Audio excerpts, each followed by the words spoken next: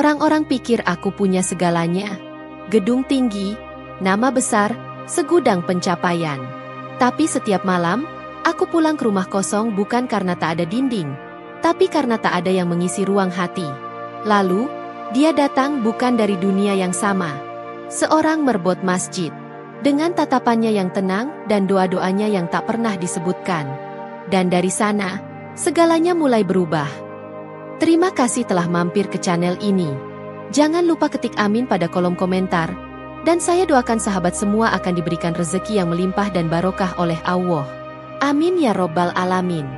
Mari kita mulai ceritanya. Selamat menikmati. Langit Jakarta sore itu kelabu. Jendela kaca besar di ruangan penthouse lantai 25 memantulkan siluet seorang wanita berbalut blazer krem dan sepatu hak tinggi berwarna senada. Sosok itu berdiri dengan punggung tegak, tangannya bersilang di depan dada, menatap keluar seolah ingin melawan dunia. Naila Aryasari. Usianya 38 tahun. Namun pesonanya seolah tak pernah menua. Rambut hitam panjangnya terikat rapi. Wajahnya tajam namun elegan, dengan mata yang penuh determinasi. Ia adalah CEO Arya Living, perusahaan interior dan arsitektur terkemuka di Indonesia. Namanya sering muncul di majalah bisnis dan papan iklan sebagai representasi wanita sukses, mandiri, dan tak tergoyahkan. Namun sore itu, ada sesuatu yang mengguncang batinnya. Sebuah pesan dari ayahnya. Naila, kamu harus pulang ke rumah. Bapak ingin bicara. Ini penting dan tidak bisa ditunda. Biasanya, Naila akan menolak dengan 1000 alasan. Namun instingnya berkata lain kali ini. Ada nada yang berbeda dalam pesan itu. Dan benar saja, saat ia tiba di rumah keluarga Aryasari di kawasan elit Kebayoran, ia disambut dengan kalimat yang membuatnya membeku. Kamu akan menikah, Nak, dengan pilihan Bapak. Naila nyaris menumpahkan kopi yang dibawakan Mbak Inah. Ia menatap ayahnya, Pak Hashim, dengan wajah tak percaya. Maaf, Pak, menikah? Dijodohkan? Ulang Naila. Suaranya meninggi. Ibu Naila, Bu Rukmini, yang duduk di sisi ayahnya, hanya menunduk. Pak Hashim tetap tenang, tapi tatapannya dalam. Namanya Hasan. Dia anak baik. Merbot masjid di kampung tempat Bapak dibesarkan dulu. Bapak berhutang nyawa padanya. Naila, kalau bukan karena dia, mungkin Bapak sudah dikubur minggu lalu. Dia menyelamatkan Bapak dari kecelakaan motor, dan merawat Bapak saat tak sadarkan diri. Naila terdiam. Ia ingat betul saat ayahnya tiba-tiba menghilang selama 2 hari dalam perjalanan pulang dari kunjungan ke kampung halaman. Rupanya selama itu, ayahnya ditolong oleh pria asing. Pak, saya CEO. Saya punya dunia sendiri, standar sendiri. Saya bahkan belum berpikir untuk menikah. Dan Bapak menjodohkan saya dengan merbot masjid. Nada suara Naila penuh amarah yang ditahan. Pak Hashim menatap anak perempuannya dengan tegas. Justru karena kamu terlalu sibuk dengan dunia kamu lupa caranya merasakan kedamaian. Hasan mungkin bukan orang kota, bukan sarjana, bukan pemilik perusahaan. Tapi dia punya akhlak. Dia laki-laki baik. Dan kamu butuh laki-laki baik. Naila berdiri. Saya tidak butuh pernikahan. Apalagi yang seperti ini. Dia meninggalkan ruang tamu dengan langkah cepat, menahan air mata bukan karena sedih, tapi karena merasa diatur, dipaksa. 2 minggu kemudian, Naila berdiri dalam balutan kebaya putih yang dipilihkan ibunya. Wajahnya tetap cantik, tapi senyum tak jua menghiasinya. Di sampingnya, duduk seorang pria muda, berpakaian sederhana, bersarung dengan peci putih di kepala. Dia tampak canggung namun tenang. Hasan, pria 29 tahun, merbot masjid yang juga guru mengaji anak-anak kampung. Berkulit sawo matang, tubuhnya kurus tapi tegap. Wajahnya tidak tampan seperti aktor sinetron, tapi ada aura teduh dalam sorot matanya. Ia tidak banyak bicara, hanya menunduk saat ijab kabul dilakukan. Saya terima nikahnya Naila Aryasari binti Hashim, dengan mas kawin tersebut tunai. Tanpa pelukan, tanpa cium kening, tanpa senyuman. Pernikahan 2 dunia baru saja terjadi. Malam itu, rumah dinas yang disediakan Naila sebagai tempat tinggal mereka, sunyi. Hasan duduk di ruang tengah, membolak-balik Al-Quran sambil menunggu istri yang tak kunjung keluar dari kamar. Naila mengunci diri sejak pulang dari akad. Ia masih tidak percaya hidupnya berubah secepat itu. Beberapa menit kemudian, suara langkah kaki terdengar. Hasan berdiri sopan, menunduk hormat saat Naila lewat tanpa bicara. Ia hanya ingin mengambil minum di dapur, lalu kembali ke kamarnya tanpa menyentuh meja makan yang telah diisi Hasan dengan nasi, ayam goreng, dan sayur bayam. "Maaf kalau makanannya kurang berkenan, Bu Naila?" ucap Hasan lirih. Naila tak menjawab. Ia bahkan tidak menoleh. Tapi sebelum menutup pintu kamar, ia berkata pelan namun tajam, "Kita hanya serumah. Jangan berharap lebih." Hasan tersenyum pahit. Ia sudah menduga sejak awal, hatinya harus setegar batu karang. Hari demi hari berlalu.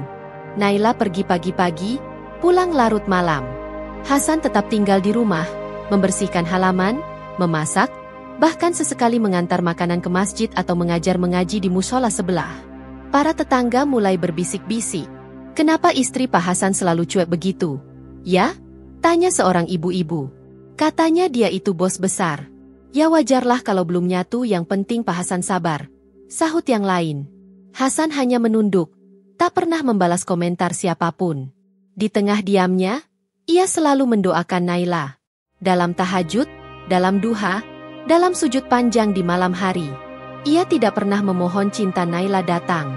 Ia hanya berdoa agar hati Naila tidak gelisah, agar istrinya menemukan kebahagiaan yang selama ini tak ia tahu ia cari. Di kantor, Naila mulai kehilangan fokus. Ia tiba-tiba melamun saat rapat, atau tak sengaja tersenyum saat mengingat Hasan menaruh selimut di atas tubuhnya yang tertidur di sofa malam sebelumnya. "Bu Naila?" tanya sekretarisnya suatu pagi. "Tadi malam, Pak Hasan yang datang ke kantor." "Ya? Dia ngantri nasi goreng, katanya buatan sendiri." Naila pura-pura sibuk membuka laptop, tapi hatinya gemetar. Hasan datang diam-diam, hanya untuk memastikan ia makan. Ia jadi teringat sesuatu. Ketika kecil, ibunya sering berkata bahwa cinta sejati bukan datang dari mereka yang tampan atau kaya, tapi dari mereka yang diam-diam mendoakan kita di setiap sujudnya. Angin malam berembus lembut melalui jendela rumah dinas yang kini dihuni dua orang dengan dunia yang bertolak belakang. Rumah itu luas, modern, lengkap dengan kitchen set minimalis dan sofa empuk berwarna abu-abu muda. Tapi malam itu, kehangatan rumah seperti tidak pernah hadir. Naila duduk di sudut tempat tidur king size miliknya. Matanya menatap kosong ke cermin besar di depan ranjang. Masih dalam balutan baju tidur satin warna soft beige, rambutnya terurai, wajahnya tetap cantik tanpa riasan. Tapi ada letih yang menggantung di sudut matanya. Di ruang tengah, Hasan baru selesai meletakkan sajadah dan menyusun buku-buku kecil tafsir yang ia bawa dari kampung. Ia duduk di karpet, bersandar pada dinding, sambil menatap pintu kamar yang tak kunjung terbuka. Bukan dia tak ingin masuk, tapi Naila mengunci pintunya sendiri sejak pernikahan mereka. Sudah 3 hari mereka tinggal serumah. Hasan tidur di ruang tamu dengan kasur gulung dan selimut tipis. Ia tak pernah mengeluh. Saat Naila melewatinya tiap pagi, wajahnya tetap tersenyum lembut. "Assalamualaikum, Bu Naila. Sarapan sudah saya siapkan." Begitu sapanya setiap hari. "Tak usah repot," jawab Naila cepat, tanpa menatap. Hasan lalu melanjutkan aktivitasnya, menyiram bunga, membersihkan halaman, memasak, dan mengurus urusan rumah tangga sendirian. Ia bahkan tak pernah lupa mematikan kompor ketika Naila terburu-buru pergi bekerja. Hari-hari terasa aneh bagi Naila. Ia terbiasa dengan kehidupan yang terstruktur dan pribadi. Tapi kini ada sosok Hasan yang diam-diam merapikan sepatunya, meninggalkan air hangat di kamar mandi, dan sesekali menyelipkan tasbih di atas meja kerja kecil di dekat pintu. Setiap tindakan Hasan terasa asing, namun diam-diam menyentuh. Malam keempat, Naila pulang lebih awal dari biasanya. Tubuhnya lelah, kepala pening. Ia masuk rumah tanpa menyapa. Hasan yang sedang membaca di ruang tengah langsung berdiri. "Bu Naila," wajah ibu pucat sekali. "Mau saya ambilkan air putih?" "Enggak perlu. Saya bisa sendiri," ucapnya pelan. Tapi sebelum Naila sempat melangkah, tubuhnya limbung. Hasan refleks menangkapnya sebelum jatuh ke lantai. Sekilas, pandangan mereka bertemu. Ada gugup, ada canggung, tapi juga ketulusan yang tak bisa dihindari. Hasan dengan hati-hati mengangkat Naila ke sofa. "Ibu istirahat dulu. Saya buatkan jahe hangat, ya? Naila tak menjawab. Ia menutup matanya, lelah. Hasan masuk ke dapur, merebus air, menyiapkan parutan jahe dan madu. Tangannya cekatan, seolah sudah terbiasa merawat orang. Saat kembali, Naila sudah terbaring. Wajahnya pucat, keringat dingin mengalir di pelipis. Tanpa suara, Hasan duduk di sampingnya, menyentuhkan kain basah ke dahinya. Ia membaca doa pelan-pelan, menyentuh pundak Naila dengan hormat, lalu meletakkan tangan kanan ke dadanya, membaca ayat-ayat ruqyah. Naila terbangun sebentar. Suara Hasan menenangkan, getarannya lembut. Saat itu, ia tak melihat Hasan sebagai merbot masjid, tapi sebagai seseorang yang benar-benar tulus ingin melihatnya pulih. Keesokan paginya, Naila bangun lebih segar. Ia membuka pintu kamar dan melihat meja makan sudah terisi bubur ayam buatan rumah, segelas air putih, dan catatan kecil bertuliskan, "Semoga ibu sehat kembali. Jangan lupa makan dulu sebelum ke kantor. Hasan." Untuk pertama kalinya, Naila duduk dan menyantap makanan yang dibuat Hasan. Waktu terus berjalan. Naila masih menutup hati, tapi ia mulai memperhatikan hal-hal kecil yang dilakukan Hasan. Sepatu yang dibersihkan, tas kerja yang dipindahkan ke tempat aman saat hujan turun, dan sekali waktu, Hasan tertangkap sedang menuliskan namanya dalam doa di mushaf kecil yang ia bawa kemana-mana. Ada satu kejadian yang mulai menggerakkan hati Naila. Suatu malam, Naila terbangun karena mendengar suara dari luar kamar. Ia berjalan pelan dan melihat Hasan sedang salat malam. Sujudnya lama. Wajahnya terpejam penuh khusyuk. Bahkan air mata terlihat jatuh di sajadah. Naila berdiri mematung di balik dinding. "Ya Allah, jaga hati istriku. Walau ia belum mencintaiku, cukup bagiku melihat dia bahagia," ucap Hasan lirih setelah salat, tidak tahu ada yang mendengar. Naila menahan napas. Untuk pertama kalinya dalam hidup, seseorang mendoakan dirinya dengan cara yang begitu indah. Namun Naila tetap Naila. Ia belum tahu harus bersikap seperti apa. Ia masih menyimpan gengsi, masih takut membuka hati pada pria yang, menurut logikanya, tidak selevel dengannya. Tapi ada sesuatu yang berubah dalam dirinya. Sesuatu yang belum ia akui. Dan di luar sana, ada seseorang yang memperhatikan rumah tangga mereka dengan mata iri dan dendam. Vina, wanita yang pernah mencintai Hasan, dan tidak siap kehilangan. Hari-hari berikutnya berjalan dalam ritme yang aneh bagi Naila. Setiap pagi ia bangun, menemukan rumah dalam keadaan rapi, aroma teh jahe atau kopi hitam sudah menyambutnya dari dapur. Tapi yang membuatnya semakin bingung adalah dirinya sendiri. Mengapa sekarang ia merasa bersalah jika tak sempat menatap mata Hasan sebelum pergi ke kantor? Hasan masih menjadi Hasan yang dulu. Ia tidak pernah memaksa. Tidak pernah bertanya kemana Naila pergi. Tidak pernah mengusik ruang personalnya. Tapi entah kenapa, kehadiran Hasan kini mulai terasa bukan beban, melainkan penyeimbang diam-diam. Namun dunia Naila bukan dunia yang mudah dijangkau oleh pria seperti Hasan. Satu hari, Naila terpaksa mengajak Hasan menghadiri acara formal perusahaan, gala dinner dengan investor asing. Semua direksi hadir, para mitra berjas rapi, para wanita tampil anggun dan mahal. Hasan datang mengenakan setelan sederhana, jas pinjaman dari sepupunya yang ukurannya sedikit kebesaran. Tapi ia tetap membawa dirinya dengan tenang. Saat memperkenalkan diri, ia hanya berkata, "Saya Hasan, suami Bu Naila." Beberapa kolega Naila terdiam sejenak. Ada yang tersenyum sopan, ada pula yang menyembunyikan tatapan heran. "Wow, Naila, you never told us your husband is so spiritual looking," bisik salah satu koleganya. Naila hanya tersenyum kaku.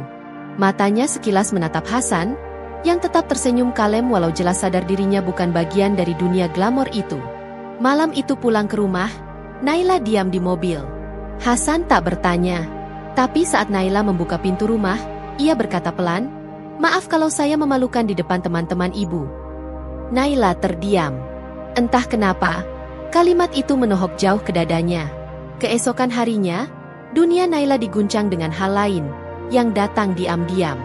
Seseorang mengirim pesan dari akun tak dikenal ke email kantor dan ke inbox pribadinya. "Tahu nggak siapa Hasan yang kamu nikahi? Dulu dia hampir dipenjara karena tuduhan mencuri di pasar. Kamu pikir dia benar-benar polos?" Disertai dengan foto lama. Hasan, muda, lusuh, sedang dikerumuni massa. Foto itu terlihat seperti kejadian lama, dan di wajah Hasan tampak jelas, takut dan pasrah. Naila terkejut. Ia menatap layar komputernya cukup lama. Hatinya berdebar, tangannya gemetar. Kenapa Hasan tidak pernah cerita? Kepala Naila penuh pertanyaan. Dan pengirim pesan itu adalah Vina. Vina adalah wanita yang dulu menyukai Hasan sejak lama. Ia pernah satu tim di komunitas masjid desa, bahkan pernah dilamar Hasan, tapi ditolak keluarga Vina karena Hasan dianggap tidak cukup mapan. Kini, Vina melihat Hasan sudah menikah dengan seorang wanita cantik, mapan, dan terpandang, dan hatinya terbakar iri. Sejak Hasan menikah, Vina perlahan membangun misi balas dendam. Ia membuat akun palsu, menggali foto-foto lama, bahkan mencari tahu semua tentang Naila lewat media sosial. Sore itu, Naila duduk sendirian di kamarnya. Ia tak sanggup menatap Hasan saat makan malam. Ia bingung. Bagian dari dirinya ingin bertanya langsung. Tapi bagian lainnya, takut kalau semua ini benar. Malam semakin larut. Hasan mengetuk pintu kamar pelan. "Ibu Naila, saya pamit tidur dulu." Naila tak menjawab. Setelah langkah Hasan menghilang, Naila membuka galeri ponselnya. Ia melihat foto pertama mereka. Hasan sedang berdiri memegang payung di depan rumah, menunggu hujan reda agar bisa menyapu halaman. Air mata menetes diam-diam. "Kalau kamu menyimpan masa lalu seperti ini, kenapa kamu tidak bilang?" bisik Naila pada dirinya sendiri. Di sisi lain, Vina terus merencanakan langkah berikutnya. Ia mendekati seorang jurnalis online dan mengirimkan versi fitnahnya. CEO cantik tertipu suami merbot, masa lalu buruk suaminya terungkap. Ancaman itu semakin dekat, dan Naila harus memilih. Mempercayai hatinya yang mulai tumbuh untuk Hasan, atau mempercayai kenyataan yang belum tentu utuh. Pagi itu, matahari tampak enggan menembus tirai jendela kamar Naila. Udara dingin tak berasal dari AC, tapi dari suasana hatinya yang beku oleh keraguan. Semalam, ia nyaris tak tidur, memikirkan satu hal, masa lalu Hasan. Foto itu, pesan anonim itu, semuanya masih menari-nari dalam pikirannya. Tapi anehnya, bukan rasa marah yang muncul melainkan rasa takut. Takut bahwa pria yang perlahan mulai ia lihat dengan mata baru, ternyata menyimpan kebenaran yang bisa mematahkan rasa tumbuh yang mulai bersemi. Saat ia turun ke ruang makan, Hasan sedang mengaduk bubur ayam di panci. Suara azan subuh baru saja selesai. Wajahnya segar, seolah tak punya beban apapun. Saat melihat Naila, ia tersenyum hangat. "Selamat pagi, Bu Naila. Hari ini saya buatkan bubur pakai kaldu ayam kampung. Mudah-mudahan suka." Naila hanya menatap. Ada pertanyaan di tenggorokannya, tapi belum keluar. Ia memilih duduk dan makan dalam diam. Hasan tak menuntut percakapan. Ia tahu, Naila sedang memikirkan sesuatu. Tapi ia juga tahu, hatinya tidak pernah bersuara dengan paksa. Maka ia memilih cara terbaik yang ia tahu, berdoa. Hari itu Naila tidak langsung ke kantor. Ia mengambil cuti sehari, lalu diam-diam pergi ke tempat yang tak ia duga akan ia datangi lagi, kampung halaman ayahnya. Tempat di mana Hasan tinggal sebelum menikah dengannya. Tempat segalanya bermula.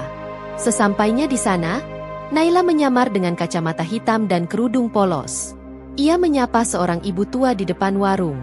"Bu, maaf, saya sedang mencari informasi soal Pak Hasan, yang dulu merbot masjid sini." "Oh, Hasan?" Ibu itu tersenyum. "Dia anak baik, Nak. Semua orang di sini sayang sama dia." "Benarkah? Saya dengar dia pernah dituduh mencuri di pasar." Ibu itu tertawa pelan. "Astagfirullah, itu cuma salah paham, Mbak. Hasan waktu itu bantu orang tua tunanetra yang dituduh ambil uang di warung. Hasan bela dia, malah dikira komplotan. Untung ketahuan siapa pelakunya yang sebenarnya." Naila tertegun. "Hasan gak pernah cerita soal itu?" tanya si ibu. Naila menggeleng, wajahnya menunduk. "Ya begitulah dia, Nak. Gak suka nyari pembenaran. Kalau bisa diam, ya diam. Kalau bisa maafkan, ya maafkan." Malamnya, Naila kembali ke rumah dalam keadaan hati yang campur aduk. Begitu masuk, ia melihat Hasan sedang duduk di ruang tengah, memandangi kalender. Ada catatan kecil, hari ulang tahun Bu Naila. Naila mematung. Hasan berdiri saat melihatnya. Saya kira ibu pulang malam. Naila mendekat pelan. Kenapa kamu gak pernah cerita soal masa lalu kamu? Hasan tersenyum tenang. Karena masa lalu saya bukan untuk ditakuti atau disombongkan. Tapi cukup saya ingat untuk jadi pelajaran. Naila menatap mata itu. Mata yang tak pernah berubah. Tenang, sabar, penuh keyakinan. Aku pergi ke kampungmu hari ini. Hasan sedikit terkejut. Tapi ia mengangguk. Kalau itu membuat ibu lebih percaya. Saya bersyukur. Sunyi sejenak. Lalu Naila berkata, dengan suara yang nyaris tak terdengar. Aku mulai merasa nyaman dengan kehadiranmu. Hasan menunduk perlahan, menahan getaran di dadanya. Saya juga mulai merasa, rumah ini lebih hidup sejak ibu mulai tersenyum. Keduanya tertawa kecil. Tak berlebihan. Tapi cukup untuk menunjukkan bahwa dinding yang selama ini memisahkan mereka mulai retak. Di tempat lain, Vina membaca unggahan story Naila yang menunjukkan potret bubur ayam di meja makan dan caption, "Simple breakfast, but meaningful." Mata Vina menyipit. Tangannya meremas ponsel. Jadi dia mulai luluh. Ya? Bisiknya. Ia membuka laptop, menyiapkan kartu terakhir. Jika fitnah tak bisa memisahkan mereka, maka ia akan datang langsung. Sejak malam pengakuan kecil itu, ada yang berubah di antara Naila dan Hasan. Tak lagi hanya sunyi yang mengisi ruang makan, tapi juga obrolan ringan, tentang masakan, tentang bunga yang ditanam di taman kecil belakang rumah, bahkan tentang kisah masa kecil yang membuat mereka sesekali tertawa. Naila masih jauh dari kata jatuh cinta, tapi ada kenyamanan baru yang tak bisa ia bantah. Dan bagi Hasan, setiap kali Naila tersenyum, setiap kali ia dipanggil tanpa embel-embel, "Bapak," rasanya seperti mimpi yang perlahan menjadi nyata. Suatu pagi, Naila hendak pergi ke kantor menghadiri presentasi penting. Ia biasanya berangkat sendiri. Namun hari itu ia bertanya pelan, "Hasan, bisa temani saya ke acara kantor?" Hasan sedikit terkejut, tapi segera mengangguk. "Kalau ibu berkenan, tentu saya temani." Acara kantor itu bukan sembarang pertemuan. Ini adalah gala prestisius yang dihadiri para investor, media, dan petinggi korporat. Naila tampil anggun dalam gaun hitam klasik yang elegan, rambutnya diikat rapi, dandanan simpel namun berkelas. Hasan berdiri di sampingnya mengenakan batik hitam polos dan celana bahan.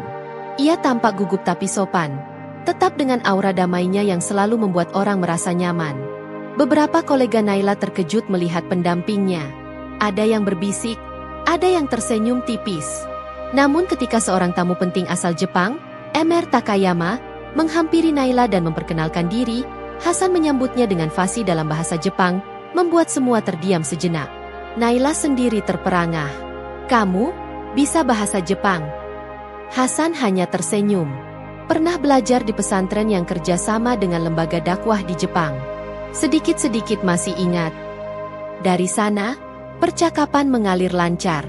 Reputasi Hasan langsung berubah di mata kolega Naila. Tidak sekadar suami dari CEO cantik, tapi sosok yang punya nilai dan isi. Malam itu, di perjalanan pulang, Naila duduk di samping Hasan di dalam mobil. Tangannya tanpa sadar menggenggam bunga kecil yang didapat dari acara tadi. "Aku nggak menyangka kamu bisa begitu menenangkan. Karena saya nggak biasa bicara, Bu. Jadi lebih sering diam dan mendengarkan." Naila menoleh, menatap wajah suaminya dalam senyap.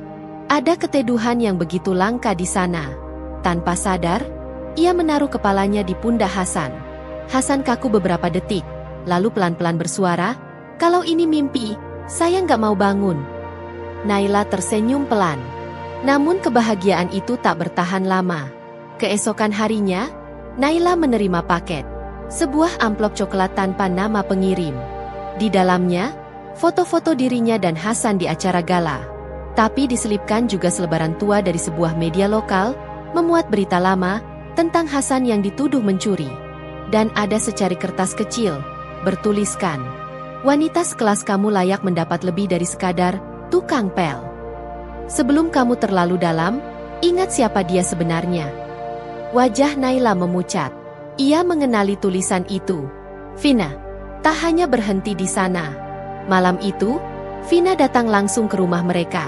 Ia mengetuk pintu dengan wajah manis, tapi penuh siasat. Hasan yang membukakan pintu, tampak terkejut. "Vina, apa yang kamu lakukan di sini?" Vina tersenyum miring. "Cuma mau ketemu kamu dan istri kamu. Katanya sekarang kamu sudah jadi pangeran, ya?" Naila mendengar dari dalam dan muncul di ambang pintu. "Ada apa ini?" Vina menoleh dengan manis. "Oh, Bu Naila. Saya cuma ingin kasih tahu hati-hati. Suami Anda bukan seperti yang Ibu pikirkan. Banyak cerita yang dia simpan." Naila menatap Hasan. Hasan hanya menunduk. Ia tahu ini akan terjadi. Vina melangkah pergi setelah menebar racun kata-kata, meninggalkan benih keraguan yang mulai tumbuh kembali. Malam itu, Naila dan Hasan duduk berhadapan di ruang tamu. Tidak ada makanan, tidak ada teh. Hanya tatapan dan keheningan. "Apa kamu benar-benar menyembunyikan sesuatu dari aku, Hasan?" tanya Naila, suaranya nyaris bergetar. Hasan menarik napas panjang. "Saya tidak menyembunyikan, hanya belum bercerita." "Kenapa?" Suara Naila naik 1 oktav. "Aku butuh tahu segalanya." "Aku mulai percaya, Hasan.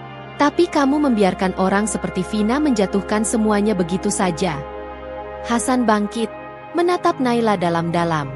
Untuk pertama kalinya, ia bicara dengan nada teguh. "Saya tidak pernah takut dicaci, Naila. Tapi saya takut menyakitimu dengan cerita yang tidak penting lagi. Saya hanya ingin kita mulai dari hari ini, bukan dari luka yang bukan milikmu." Air mata mengalir di mata Naila. Ia ingin marah, tapi hatinya menolak. "Kenapa kamu gak pernah benci sama orang kayak Vina?" Hasan tersenyum tipis. "Karena saya lebih ingin mencintai orang yang di depan saya sekarang." Langit malam tampak mendung, dan hujan turun perlahan. Di dalam rumah, ketegangan menggantung seperti udara lembab yang tak juga menguap. Sejak kedatangan Vina kemarin, Naila dan Hasan nyaris tak bicara. Bukan karena marah, tapi karena keduanya sama-sama tidak tahu harus memulai dari mana. Hasan masih bersikap seperti biasa. Ia bangun paling pagi, menyiapkan sarapan, menggelar sajadah di ruang tamu, dan membaca Quran dengan suara lirih. Tapi ada sesuatu dalam dirinya yang mulai goyah. Di sisi lain, Naila duduk sendirian di ruang kerja. Di layar laptopnya, berita-berita mulai muncul. CEO cantik diduga menikah dengan pria bermasalah.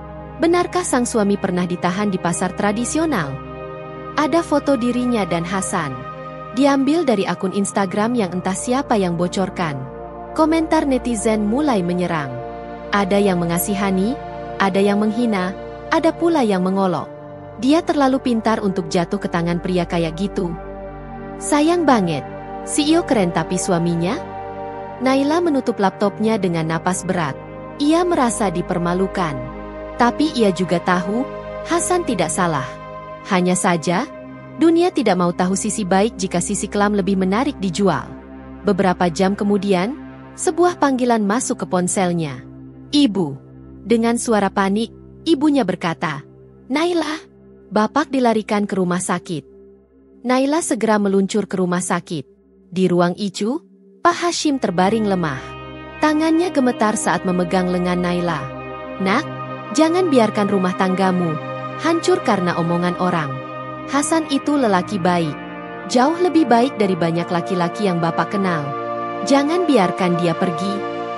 Naila menangis. Ia tahu semuanya benar. Sepulang dari rumah sakit, Naila mendapati Hasan sedang mengemas pakaiannya. 1 koper kecil, beberapa baju, dan mushaf kecil yang selalu ia bawa. "Kamu mau kemana?" Suara Naila terdengar rapuh. Hasan menoleh pelan. "Saya pikir, mungkin saya terlalu membuat ibu kesulitan. Jika dengan saya ibu dihina, maka saya lebih baik pergi." Naila berdiri mematung. "Jadi kamu menyerah?" Hasan menatap matanya, dan untuk pertama kali, matanya bergetar. "Tidak, saya tidak menyerah pada cinta. Saya hanya mundur, agar ibu bisa memilih dengan bebas. Tanpa tekanan, tanpa rasa kasihan." Air mata Naila jatuh. Ia berjalan cepat, menahan koper itu. "Jangan pergi, Hasan." Hasan membeku. Aku capek terus jadi kuat. Selama ini aku pikir, aku bisa menahan semuanya sendiri.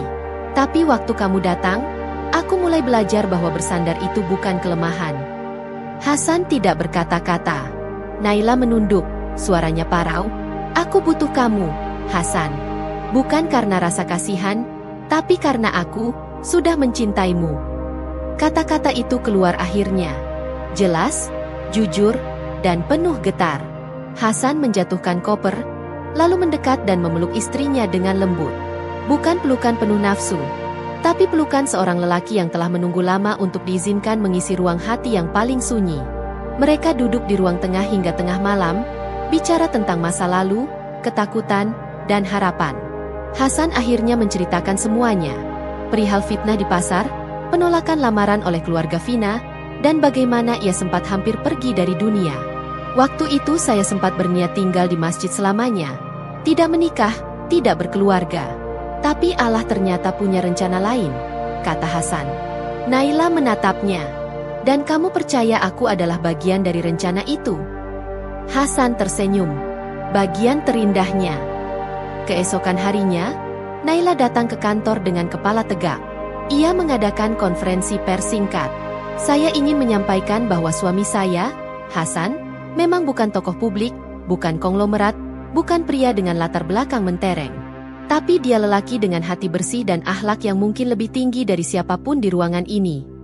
Para wartawan terdiam. Kata-katanya tajam, tapi anggun. Dan tepat sasaran. Naila keluar dari ruang konferensi dan menggenggam tangan Hasan yang sudah menunggu di luar. Di sebuah tempat, Vina menyaksikan semuanya melalui layar ponsel. Wajahnya dingin. Tapi matanya tak bisa menyembunyikan fakta bahwa ia kalah. Kalah oleh cinta yang tidak bisa dibeli dengan dendam. Waktu berjalan seperti aliran air yang tenang setelah hujan deras. Tidak lagi menghantam, hanya membelai dan membersihkan sisa-sisa luka yang sempat menggenang. Hubungan Naila dan Hasan mulai bersemi sepenuhnya. Rumah mereka tak lagi sunyi, tapi hidup, dengan tawa kecil, canda ringan, dan percakapan yang tidak selalu serius, tapi hangat.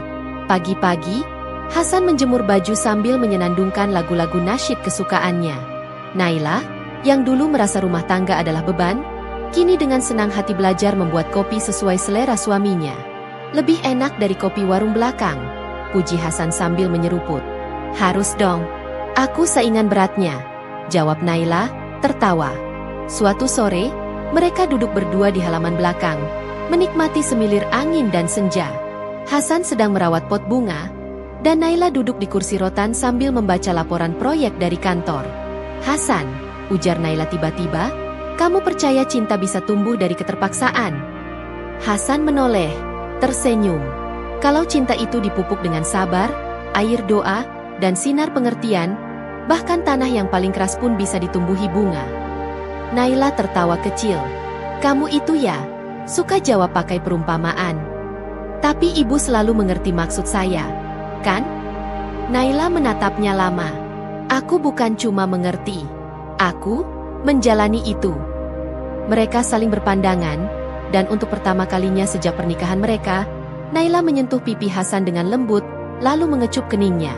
Saya bersyukur, ucap Hasan pelan, nyaris berbisik.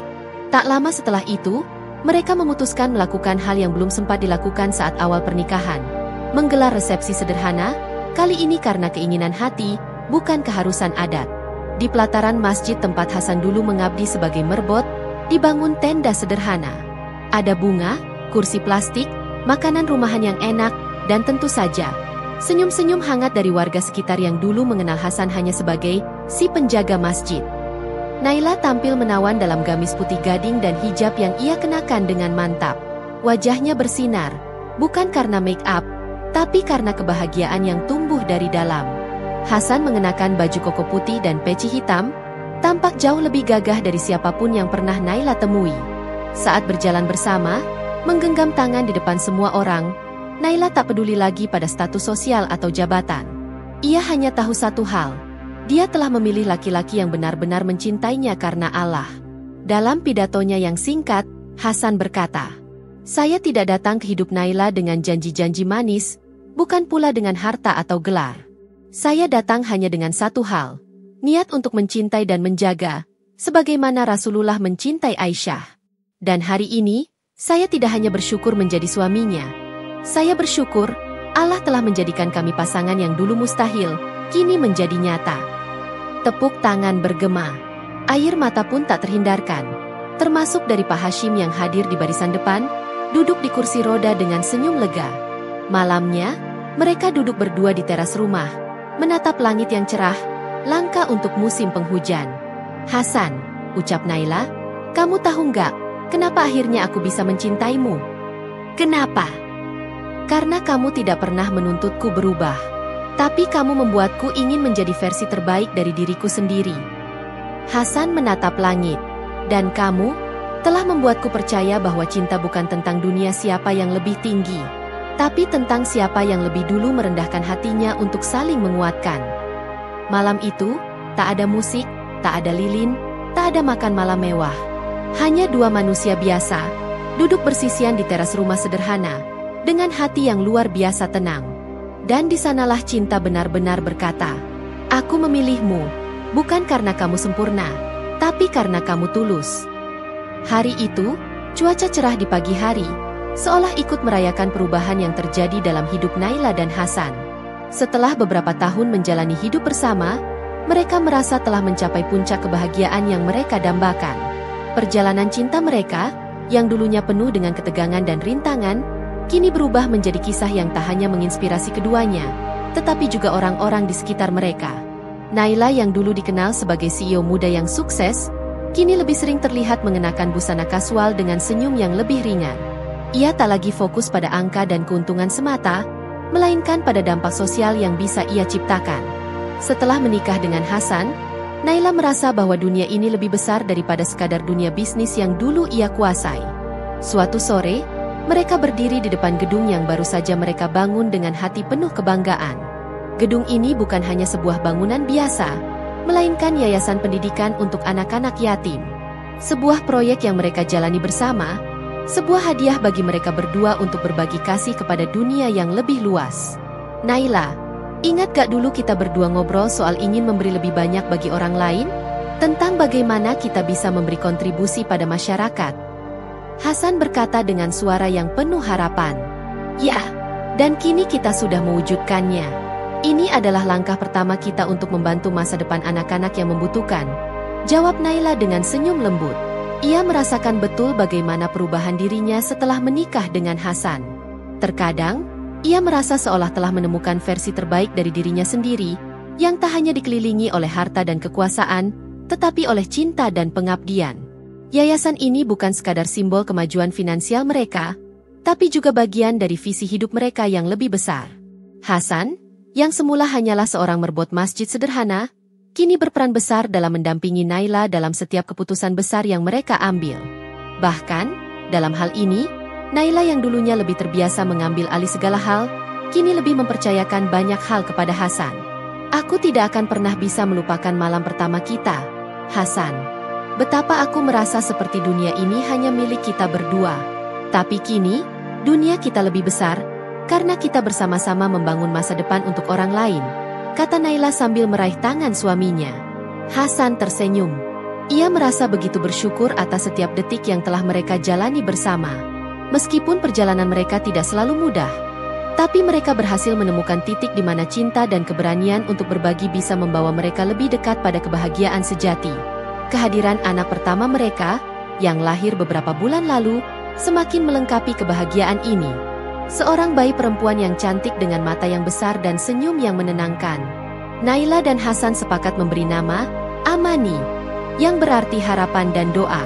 Nama itu tak hanya mencerminkan kebahagiaan mereka, tetapi juga harapan besar akan masa depan yang cerah untuk anak mereka.